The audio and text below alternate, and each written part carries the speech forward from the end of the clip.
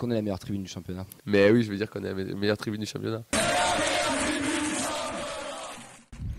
On commence cette émission avec pas mal de petites news, avec un changement de programme pour la J33 et la J34. La J33, on était au courant, mais pas la J34, puisque la LFP nous a pondu une dernière journée en multiplex le dimanche à 21h. Donc ça impacte sur pas mal de choses déjà, parce qu'il y a pas mal quand il prévu de déplacements sur la dernière journée, mais qui vont peut-être pas forcément se faire rembourser. Moi, je conseille à tous ceux qui ont prévu ça d'envoyer vos factures à la Ligue. S'il y en a un qui le fait, ça marche pas. Si on est 3000 à le faire, peut-être que ça marchera. Je sais pas. J'ai vu notamment des Brestois qui vont jouer leur place sur le podium, qui avaient prévu leur déplacement à Toulouse, et qui se retrouvent assez emmerdés. Ouais. Ah, mais c'est un truc, c'est un truc de malade. Tout ça parce qu'on n'avait pas prévu qu'une équipe française aille loin en Coupe d'Europe. C'est l'histoire de base, c'est quand même ça. Ça impacte pour nous la journée des abonnés, puisqu'elle devait être le 19 mai et qu'elle a été déplacée à un mercredi, c'est ça ? Ouais, le mercredi 15 mai, le mercredi juste avant. Ça sera de 14h à 17h, comme le mercredi. C'est la journée des enfants. Pour tout abonné qui a un enfant entre 0 et 18 ans, il peut l'amener avec, même si l'enfant n'est pas abonné. Donc ça montre aussi que ça sera peut-être encore plus orienté jeune public que ce que l'a été déjà les autres années. Enfin, l'année dernière, pour le coup. Et ouais, du coup, on aura une journée de fin de saison avant la fin de saison. T'en penses quoi, toi, de la journée des abonnés ? C'est quelque chose qui te plaît ou... Moi, je trouve que c'est bien. Et puis, alors pour le coup, je sais que ça a fait un peu crisper des dents quand on a appris que c'était le mercredi après-midi. Mais je trouve que c'est bien parce que ça amène effectivement une ouverture avec un nouveau public, un jeune public.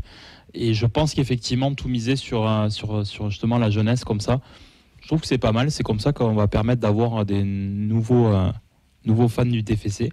Je trouve pas ça déconnant. Okay. C'est ce qu'on disait déjà mardi, c'est une journée qui fait plus pour les pichous que pour nous aussi, ça peut être sympa, mais c'est vraiment plus pour les petits qui vont faire signer leur autographe, faire des photos avec les joueurs. Ce qui me gêne le plus à la limite, c'est de faire ça avant le dernier match de la saison en fait. Parce que ça fait vraiment... C'est à cause de la Ligue. Ouais, mais si c'est comme ce que moi j'y étais la saison dernière, et c'était vraiment détente, on est là... Tout le monde est détendu, c'est vraiment, on prépare l'été quoi. C'était vraiment. Ouais, tout le monde, tu mets une première guette sur le parking. Tu sens pas que tous les joueurs étaient décontractés, ils étaient vraiment là, ils n'avaient pas la tête encore à ce qu'il y ait un match après. Sachant que je crois que le lundi 20, après le match est férié, j'aurais préféré que ça arrive après la saison pour qu'on puisse vraiment avoir le plus de joueurs possible. Peut-être qu'il y en a qui partent à l'Euro. Les joueurs partent en vacances. Hein. Ouais, je sais pas. Trop loin. Après, pourquoi pas. Dans tous les cas, il fallait trouver une date, mais le dimanche, c'était bien parce que c'était le lendemain du match face à Brest. Ouais. C'était parfait. Bon, la Ligue nous a pondu ça et du coup, je pense qu'ils sont adaptés à la dernière minute aussi. Ouais, mais ils auraient pu le prévoir 6 mois à l'avance. Quoi. Ça fait un moment que c'était le dimanche. Là. Je sais pas pourquoi ils ont rebasculé le samedi pour remettre au final le dimanche. Enfin, j'ai pas trop. Surtout que. Pas trop compris. Là. De base, quand ça a été mis en place, je crois, et y compris la saison dernière, c'est des journées qui devaient s'effectuer avant la saison. Il me semble, pendant l'été, juste avant le démarrage du championnat, et pas après. Ce qui, au final, l'année dernière, on a vu la Coupe de France, etc. Mais ça a changé totalement par rapport à ce qu'on avait prévu de base. C'est vrai que c'était avant les saisons, tu as raison. Ouais. Avant, ça se faisait avant. C'était un peu l'ouverture de la saison d'ailleurs. En général, c'était même avant le premier match à domicile. Ouais. Mais maintenant, on a des. Après, pour les jeunes, ce sont les futurs abonnés, quoi. Oui. Le concept, c'est ça, je pense aussi. Oui, non, mais bien sûr. C'est des souvenirs. On enchaîne, on parle de supporters, on va parler des supporters adverses. Les supporters montpelliérains. Et ouais, ils seront interdits de déplacement au stadium dimanche prochain. Il n'y aura donc pas de parquage en raison de mauvais comportements à Clermont. Je cite la LFP.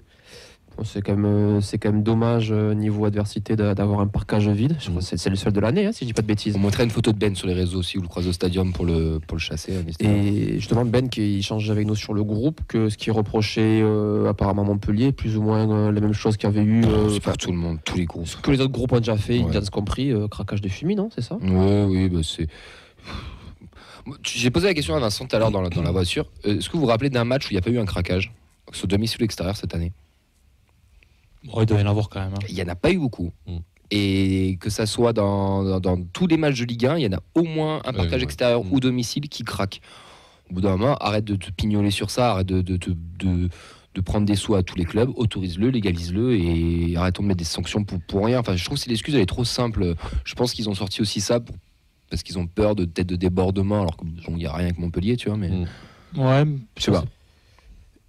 Ouais, je pense que c'est peu une excuse facile quand même, parce qu'il y a quand même eu quelques petits micro-incidents sur les derniers matchs de Montpellier. entre supporters.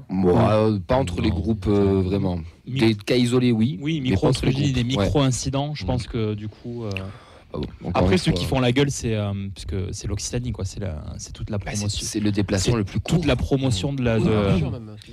Oui, parce que oui, Montpellier, ils peuvent, c'est moins pire que nous, mais moi j'imagine l'inverse. Surtout l'année prochaine, si Clermont est amené à descendre, tu es Toulousain, tu veux faire un déplacement, tu as Montpellier et tout le reste, c'est loin. Rodez, Quoi. Pau, Donc, c'est si loin, jamais, tu vois, ou Rodez, ouais, Pau, je sais pas, mais non, mais je comprends. Après, on peut rappeler que l'année dernière, le COP Montpellier-Rennes était venu amener sa bâche en hommage à Brice à la fin du match, notre COP. Et puis il y a eu un truc, Donc, c'était avec l'Armata qui avait eu un truc, c'était pas avec le but de Payet. Il n'y a pas vraiment de souci entre eux et nous. Quoi. Non, mais après, c'est surtout qu'en fait, ils trouvent n'importe quelle excuse pour sortir aussi des arrêtés. Enfin, au bout d'un moment, et des arrêtés qui respectent pas, parce qu'il y avait un arrêté pour Marseille, et finalement, il y avait quand même des gens avec des maillots de Marseille. Quand les gens leur disaient à la Sécu, ils s'en foutaient aussi. Et en effet, si c'est vraiment pour de la sécurité, ça n'empêchera pas des Montpelliérains isolés de venir.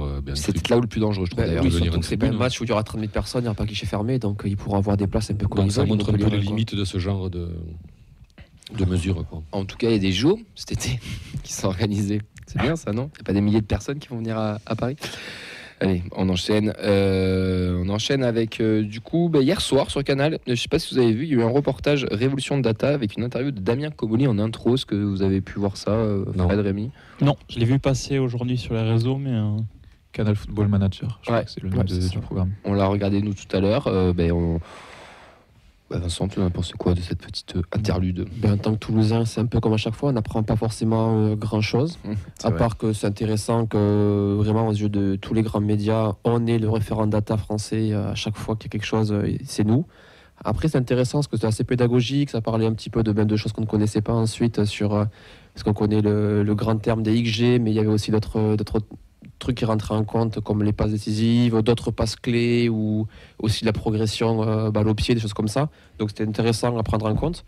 Il y avait aussi un petit sujet sur Monaco, si je dis pas de bêtises, enfin. Donc oui, c'était intéressant, puis c'est des reportages pédagogiques de Canal+, qui font souvent, qui sont souvent bien faits aussi, qui sont toujours intéressants, quoi. Ouais, c'est pas mal, c'est une petite vingtaine de minutes, c'est intéressant. Sacha? Non, mais oui, je suis d'accord. En plus, ça s'ouvre sur un passage avec Damien Comolli qui répond aux questions. Et bon, c'est vrai que par rapport à ce que nous, on a suivi tout au long de son travail chez nous, on n'apprend pas spécialement grand-chose. Il tient le même discours, hein. Comme quoi il faut faire mieux que les autres avec moins de moyens, donc il faut travailler astucieusement. Mais sur le sujet global, on va dire, la manière dont c'est utilisé, et maintenant on voit de plus en plus même d'amateurs manier les datas, essayer de regarder plus en détail les statistiques, ça apporte pas mal de réponses. Et le passage sur Monaco est assez intéressant sur le centre de performance qu'on est nous aussi en train de construire. Donc ça peut donner une idée de sur quoi on devrait se diriger pour le TFC aussi. Ouais, la data. Après, comme il disait, c'était pour corriger les erreurs et pour corriger la part de... Comment il disait ça, le mot? Pas d'échec. Rationnel, irrationnel. Voilà, d'irrationnel et irrationnel, que le foot c'est irrationnel, donc il faut gommer toute cette part d'irrationalité en dehors du match, et le match c'est le match. Et nouvelle confirmation que un des critères numéro 1 dans l'algorithme de recrutement, c'est les joueurs de moins de 25 ans. Ouais. C'est vrai qu'il l'a dit. Après, il a aussi dit qu'il apparemment tout passait par la data, même qu'on n'allait pas voir forcément les joueurs. Je trouve qu'il s'est un peu contredit parce qu'il n'avait pas forcément toujours dit ça. Après, il dit qu'il va quand même voir aussi dans il étudie le joueur, étudier la famille, etc. Et là, je rebondis plus sur ça parce que on avait remis le débat sur la table, la gestion des fins de match, est-ce qu'il ne faudrait pas plus d'expérience? Il n'a pas l'air d'avoir changé sa ligne. Non, il ne changera pas. En tout cas, on est data compatible encore pour un petit moment. On enchaîne avec une news sur Branco, qu'on a eu par l'intermédiaire de la Dépêche. Tu peux me lancer parfaitement, excuse-moi. Dans une interview dans la Dépêche, c'était Arthur Tira qui avait fait l'interview, il me semble, donc, qui a révélé que si l'Ajax ne serait pas venu, il aurait pu rester à Toulouse, mais que l'Ajax, ça ne se refuse pas, c'est quand même le plus grand club hollandais. Ouais. Il y avait ça. C'est facile de... Il y avait une vraie offre sur la table quand même. Ouais. Oui. Il y avait une vraie offre sur la table de la part de Toulouse. Parce que les gens n'ont pas conscience et on dit que comme il était un radin, il y avait une vraie offre sur la table. Moi, je peux comprendre qu'à 28 ans, pour lui, la perspective de jouer dans son pays, je pense qu'effectivement, voilà, La phrase j'aurais pu rester à Toulouse. Ouais, je pense qu'elle est un peu en trop. Elle est là pour faire de la com et faire plaisir aux supporters. Mais je pense que dans sa tête. Moi, ça m'a fait plaisir. Oui, mais voilà, c'est fait pour et je trouve que par contre, pour le coup, c'est plutôt intelligent parce qu'on avait imaginé que ça s'était mal terminé. Ouais. Et en fait, au final, moi le premier, j'avais dit on va attendre 6 mois et puis ils vont tous arriver avec des griefs envers la direction. Et finalement, pas du tout. Non. Donc c'est plutôt sympa. Bah oui, quand tu regardes Branco, il y a ça qui sort. Stein est revenu. Et même Bibiche, il y avait eu un semblant d'accro, mais on l'a quand même pris en tant qu'émissaire pour le Trophée des Champions. Donc ça te montre aussi que c'est pas forcément terminé. C'est pas brouillé non plus, quoi. Ouais. Les relations sont peut-être pas aussi négatives que ce qu'on pourrait penser. Bibiche, il avait été un peu virulent quand même. Oui. Ça arrive. Ouais. Oui. Après, l'Ajax, ça se refuse pas quand t'es hollandais quand même. Enfin, je pense qu'on se rend pas compte. On pouvait pas prévoir la saison qu'allait faire l'Ajax. Ça bien sûr, mais quand tu viens de là-bas, t'es hollandais, t'es formé là-bas, si je dis pas de bêtises. Faut qu'on le dise. Ouais. Les mecs viennent te chercher, tu vas en courant, même pas trop. C'est raté pour lui, mais c'était la meilleure exposition pour essayer de se rapprocher de la sélection hollandaise. Il pourra toujours se relancer à Metz après. Non, chez nous. On peut pas les rechercher. Non, mais en tout cas, c'est. Après, ça n'a pas empêché Vincent Siro de jouer chez nous, ça l'a pas empêché de devenir international, quoi. Oui, non, clairement. Bon, après, c'est pas les mêmes nations, ni les mêmes milieux de terrain non plus, ni les mêmes performances, ni les mêmes joueurs. On va pas refaire un débat, s'il te plaît, sur Siro et Van den Boomen. Mais bon, en tout cas, l'Ajax, ça se refuse pas. Si on fait un top 3 des milieux de terrain, c'est pour les copains de bientôt. On va parler du programme Club Christophe Revaux qui réunit des clubs de la région qui participent aux avant-matchs. Donc mercredi dernier, Zakaria Bouklaï de Moussa Diarra sur la rencontre des jeunes de l'AS Muret. Donc sur place, le jeudi 9 mai, le tournoi de l'Ascension avec 48 clubs catégorie 9 de ce programme sur la pelouse du Stadium. Un souvenir inoubliable bien sûr pour eux. Et avant, c'était pas le tournoi Christophe Revaux, c'était le tournoi des Violettes. Ouais. Mais c'était pas la même catégorie d'âge. C'est pas la même catégorie d'âge. C'est le premier celui-là pour le coup. C'est le premier. Et puis sur la pelouse du Stadium, c'est pas sur les annexes. Mais le tournoi des Violettes se faisait sur la pelouse du Stadium. Il me semble que c'était sur les annexes. Je vais pas dire de bêtises. Les finales se faisaient pas sur le. Si, je crois. Sur le terrain. Pas récemment alors peut-être. Je te parle d'un temps, de 20 ans ne peuvent pas connaître. C'est l'époque où tu pouvais arriver au stadium à la mi-temps gratuitement, t'installer. Oui, que tu te garais en voiture directement sur le pont, à double fil, oui. Je vois. En parlant du stadium. Pas de ceinture, club au volant, oui, je vois. En parlant du stadium, mais si on a une autre info qui est chouette pour notre ville et notre club. Ouais, l'équipe de France féminine qui va jouer un match de Ligue des Nations au stadium, ça sera en février 2025. Je n'ai pas de souvenir de la dernière fois que l'équipe de France féminine est venue au stadium. Jamais. L'équipe de France masculine, c'était le Luxembourg en 0-0. On n'a pas envie de s'en rappeler. 2000 et quelques, 2017. Je pense que jamais l'équipe de France féminine est venue au stadium. Non. Mais je sais pas. Au stadium. Féminine, je pense pas. Peut-être Ernest Vallon, si jamais. Mais... Oui, peut-être, ouais, c'est possible. Mais ça me parle à Toulouse, mais il y a longtemps, vraiment. À l'époque où Toulouse était champion de France. Donc des années 2000. Des années 2000. Mais je vais pas dire de bêtises. Donc c'est une bonne nouvelle, surtout c'est quand même la Ligue des Nations. Donc même si on peut critiquer cette compétition, c'est quand même une compétition et pas un simple amical. Donc c'est toujours. Puis du coup, vu que c'est par niveau, ça veut dire forcément que ça sera d'une équipe d'un niveau équivalent ou proche de la France. Ça ne sera pas un vieux match en bois contre le Luxembourg, comme il y a pu avoir pour les hommes. Exactement. Par l'équipe féminine, on a appris la section de Mimiti Bironia avec les U17 pour l'Euro 2024. L'attaquante de 16 ans va partir en Suède du 1er mai au 19 mai. Les 3 matchs de groupe seront contre la Suède, la Norvège et l'Angleterre. On a fait le tour complet des news. Maintenant, le programme du week-end. Vous l'avez normalement vu sur nos réseaux à partir de 16h. Mais on a la Fabrique Violette, celle qui, le 14, se déplace au Mirail. Donc, gros déplacement. Les U15 reçoivent Rangueil et les U16 Colomiers. Tout ça ce samedi. Ouais, gros déplacement pour les 3 équipes. C'est impressionnant. Ça a loué du minibus. Oui, Tisséo. Du coup, pour venir sur l'académie, la N2 reçoit Jura Sud. Ça sera samedi à 14h30 sur l'annexe 1.